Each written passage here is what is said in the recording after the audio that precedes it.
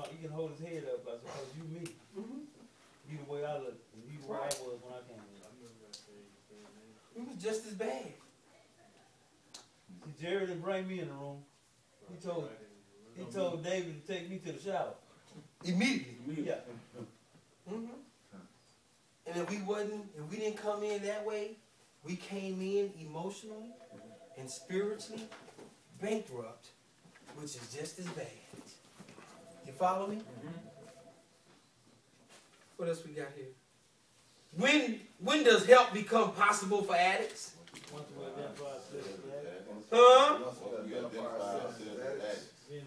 Once we identify ourselves as addicts, Help becomes possible. Huh? How can I come to a treatment center? How can I come to a recovery center and not identify myself as an addict and think that I'm going to get the help that I need? That's probably Tim's problem. Tim probably didn't see himself.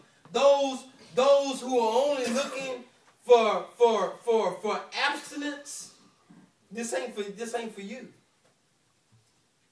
Because what you have to understand is that abstinence is not equal, you're right, to recovery. Abstinence is just not it. To just stop using is not enough. There are some things in my character and my personality that I got to change about me if I want to really stop using. Because it's those triggers, it's those defects, it's those kind of things about me that take me out. It ain't the dope. It ain't the dope. It's those things about me that I don't want to change that take me out.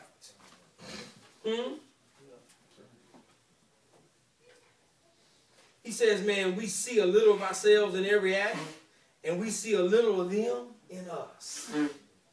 This insight helps us with one another. You see that? Because you ought to be able to identify with some of the things that he shares. You ought to be able to identify with some of the ways that he acts.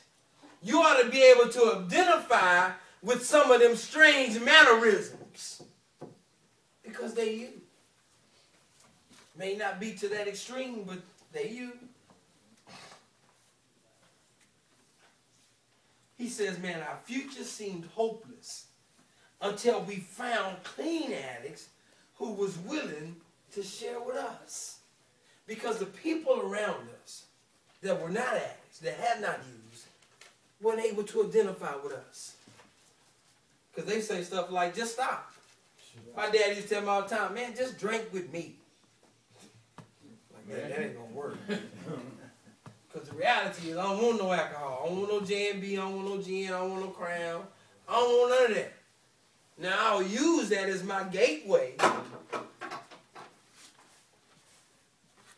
to ease up under him to get me $30, $40, $50 out of him. And then I'm gone. You follow me? Huh? Next question says, what kept us sick? Denial of our addiction kept us sick. Denial of our addiction kept us sick. But, ain't that a wonderful thing? Huh? But, our honest admission of addiction enabled us to stop using. Honesty, open-mindedness, and willingness. Honesty being the most important one. He says, what are other alternatives to recovery? Jails, institutions, and death. Oh my. Dereliction. Dereliction. We can add degradation in there.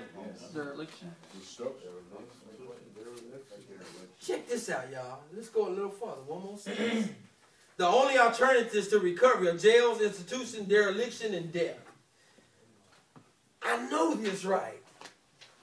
Going back to using is going to lead me to one of them four. I'm either end up in jail, I'm going to end up in treatment somewhere, I'm going to possibly die, or I'm going to fail at everything that I'm doing and trying to do, right? That's dereliction, failure in duty. Check this out. I know this, without a doubt, right? Unfortunately, Unfortunately, as a result of me knowing that jails, institution, dereliction, and death is my lot, our disease makes us deny our addiction. That's cold. I know what the end result is going to be. And yet, I have a disease that says, that ain't going to happen. Unfortunately, he says that we have a disease that makes us deny our addiction. That ain't going to happen to me. I ain't going to jail. I ain't going back to jail. Now, I've been to jail. I ain't going back to jail. I ain't going to be homeless. I'm going to be able to pay my bills. I can go get just one. Wasn't that bad? Yeah, it wasn't that bad. And that's the reality for some of us that keep using. It really ain't got bad for you. It ain't got bad. You're all right. That's how we can allow addicts to continue to live as they are, because they are addicts. They really are. And if they are all right with it, all right. What are the 2 ways for our lives to become useful?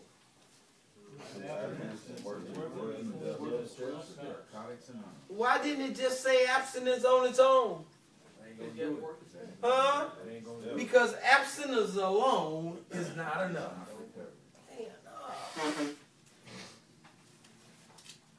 And the last one says, do we recover? Ain't that something? Each day we recover. See, there's a key word in there. What is that key word? Convinced. You got to be convinced. No one, as the literature says, could have convinced you that you were an addict. Now, all of the evidence is there. And everybody around me sees it. Because the literature says that we were the last ones to know. Now, I'm the one getting high. I'm the one living in powerless and unmanageability. And I'm the last one to know. But everybody else around me see it. Boy, you losing weight? Yeah. Huh? Why you ain't got no cigarettes? It's all sick to me. Yeah, we always say that one around here when we were, when we was coming up. Boy, if you ain't had no cigarettes, you getting high. You know what I'm saying? For real. Boy, what you mean? Why you buying a cigarette? You got no money? You still smell like that from last night? The alcohol. We sat here one day on a Sunday morning, and one of the guys who came to the program, he was still coming to the church. He was drinking, and we knew it. And he came in here, and we was sitting out there probably doing Sunday school or something, and he just reeked of alcohol. And we was like, man, did you just drink before you came here? He was like, no, man, I poured on a good one last night. Like, man, you smell like you just drank a fit before you walk through the door. It's crazy, ain't it? He says, man, we realize that we are never cured and that we carry. We carry. We carry. That means it's a part of you. That means it's on you. It's in you. It's you. We carry the disease within us for the rest of our lives. It's kind of hard to accept sometimes, ain't it? That we will never be able to use successfully. That, you know what, I can't have a drink. I can't hang out. I can't do this. And the problem is we look at all the things that we can't do and we forget about all the things that we can do. Well, that's what I used to get mad about. I'd be like, man, how did she find out? I only had one drink. I'm like, good God Almighty, how did she know? Already. I thought I'd covered it up. Yeah, we tried mouthwise. It don't work. I went so far as to taking Fritos and crushing them up and rubbing them all. I'm a home now. And you know what's crazy? The literature says that we rationalize the most outrageous nonsense. You know what I'm saying? Hey, he said, man, do this, do that. I was like, all right, man, we get high on lunch break and go back to work. You know, we wash our hands and put on cologne. He said, no, you need to do your mustache too, because that's hair and it's thick too. And you just take some Fritos and crush them up. And I did it. Can't deny I did that one, Clorox, all kinds, whatever. I thought it worked. I tried. I used to put eye water in my eye, they still have, man, why your eyes so red? Man, my eye was messing with me. He says, man, and so we carry the disease because if you ever notice that wherever you go, your disease go with you. They talk about a geographical change. We think that changing towns and cities and locations and moving from South Dallas to North Dallas, from East Dallas to West Dallas is going to make a difference. What I forgot is that I was coming with me. And within me was the disease of addiction no matter where I went. And so geographical change wasn't going to make a difference if I hadn't made a difference on the inside. What the literature says is that a geographical change only gave me an opportunity to manipulate some new people. You know, find me another gal. I get her. I won't tell her the whole story. You know, matter of fact, I ain't going to tell her nothing. And sooner or later, because I didn't do anything about it, she found out who I was. And I thought that if I just move, even the AA book talked about moving to Alaska and the North Pole, only to find that an Eskimo got a fit. That's crazy. Basically, you're your own worst enemy. Yeah. I am my own worst enemy.